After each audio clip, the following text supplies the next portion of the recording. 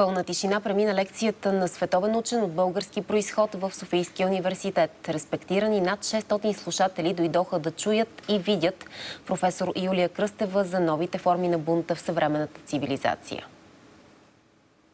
Вие имате пред себе си, както често обичам да казвам, една жена от български произход, с френска националност, европейско гражданство, осиновена от Америка.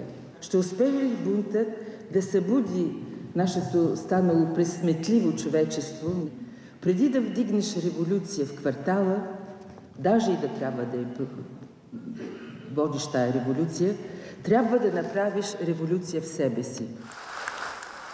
Професор Юлия Кръстева напуска България на 22 години със стипендия в Сорбоната. Още за живота и работата на световно известния автор, философ, психоаналитик и теоретик на културата.